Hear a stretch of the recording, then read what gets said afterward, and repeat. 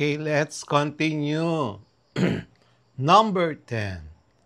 An investor makes quarterly deposits of 8,000 into a fund, earning 9% compounded semi-annually.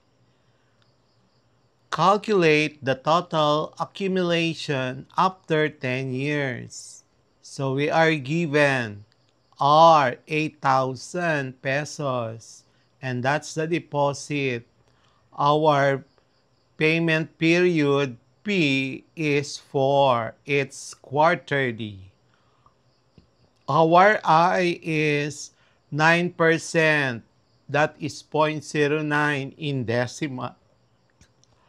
Our compounding period is 2, semi-annually. And then T is 10 years. We are required to determine the future value. The formula to obtain the value of the future value is F is equals to R times 1 plus J raised to N minus 1 over J.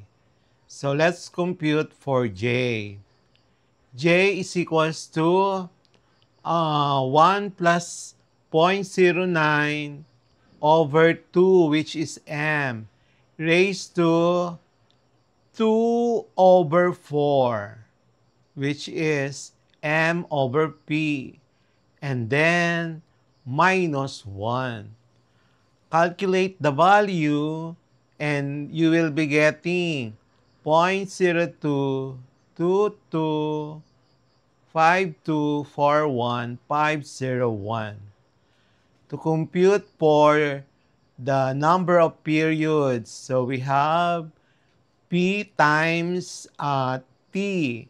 So 4 times T is 4 times 10 is equal to 40. Substitute in our formula for F, or the future value. Our J is 0.02225241,501. N is 40. R is 8,000. And then calculate, and the final answer, F is equal to 507,527 pesos and 48 centavos. Number 11. A company sets aside 120,000 pesos every 4 months to replace machinery. If the fund earns 7% compounded monthly, how much will the fund contain after 8 years? So we're given R 120,000. The payment period is every 4 months, and there are 4 months in a year. So our P is 3. Our I is 0.07, and our compounding period is 12 because it is monthly, and there are 12 months in a year. And then T is 8 years. We are asked to determine the future value. So the formula to obtain the future value, F is equals to R times 1 plus J raised to N minus 1 over J. Computing for J, J is equals to 1 plus 0.07 over M, which is 12, close in parenthesis, raised to M over 3, which is 12 over 3, and then minus 1. When you calculate it, J has a value 0.02353829,514. Computing for the number of periods, the formula is P times T. So we have 3 times 8 is equal to 24.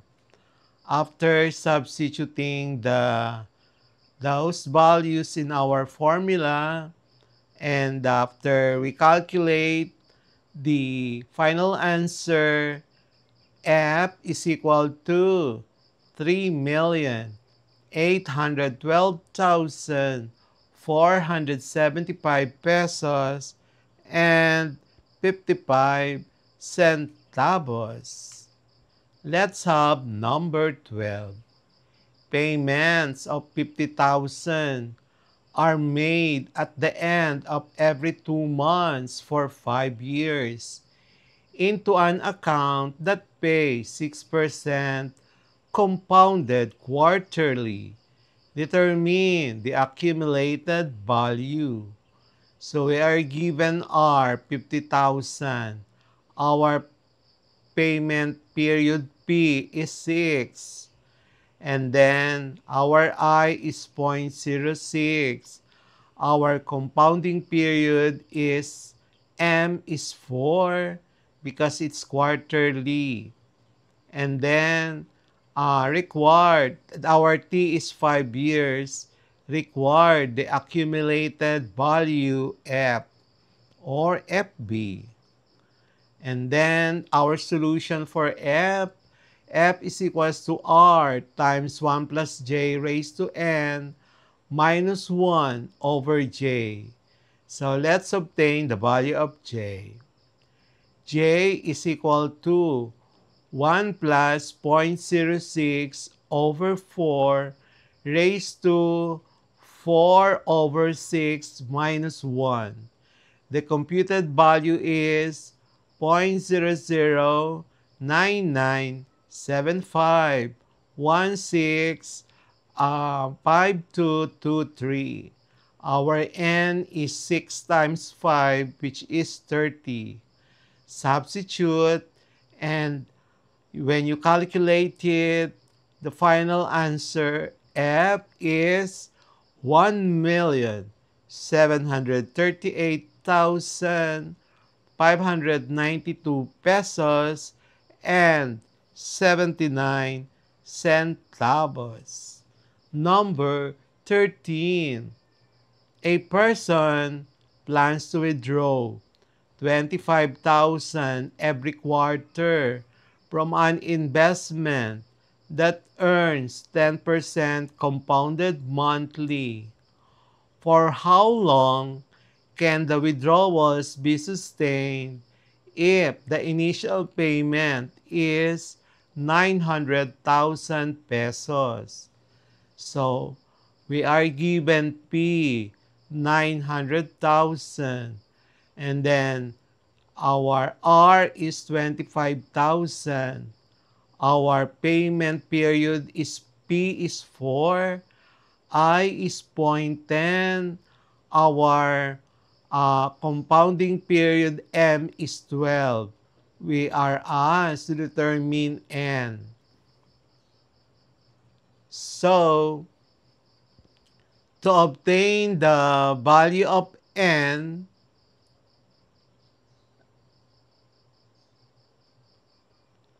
we just simply use the formula for the present value of annuity using P is equals to R times 1 minus 1 plus J raised to negative N over J.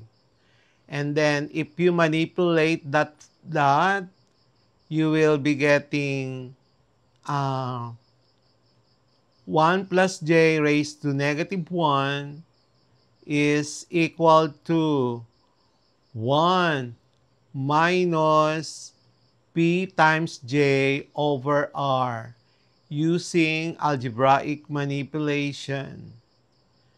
So, the right-hand side, compute first the right-hand side. And then, after computing the right-hand side, you will be getting now the value of N. So first, let us obtain the value of J. Our J is 1 plus 0.10 over 12 ra- raised to 12 over 4 minus 1, that is 0.02520891204. So take note that we are given the value of P, 900,000. Our R is 25,000. P is 4. I is 0.10. M is 12.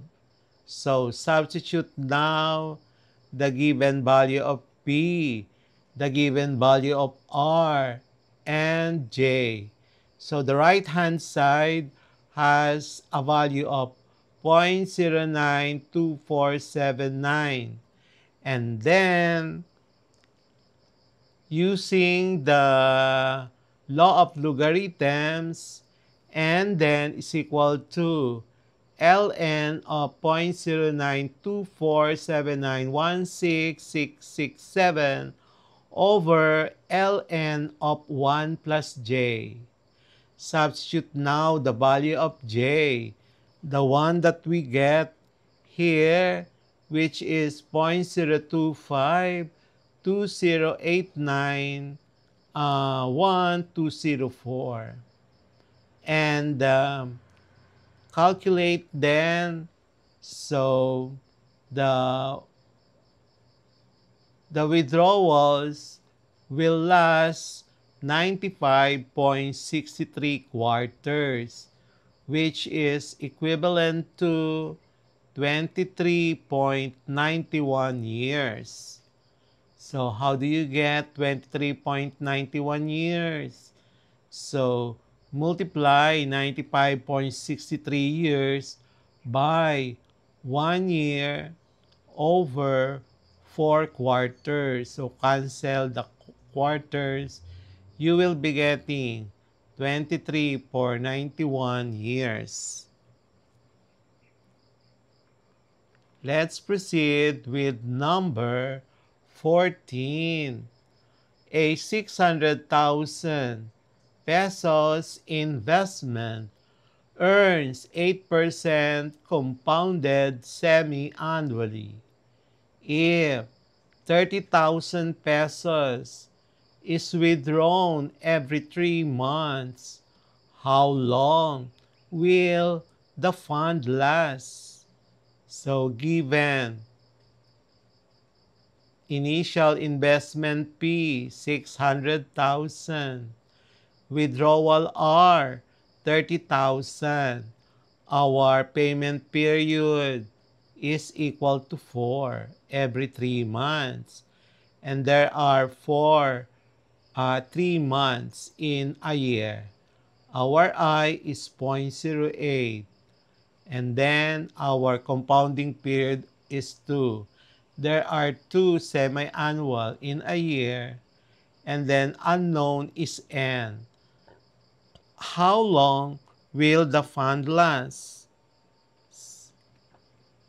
So, use the formula P is equals to R times 1 minus 1 plus J raised to negative N over J. And then from there, compute for N. Our N is 1 plus J raised to negative N, which is equal to 1 minus P times J over R. So, let's compute for J. J now is equals to 1 plus 0.08 over 2 raised to 2 over 4 minus 1, which is 0.01980390272. And then substitute in the formula 1 plus j raised to negative n equal to 1 minus p times j over r.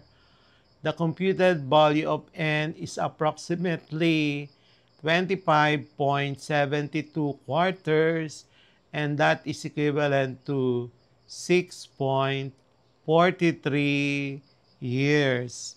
Let's have the next part of this lesson.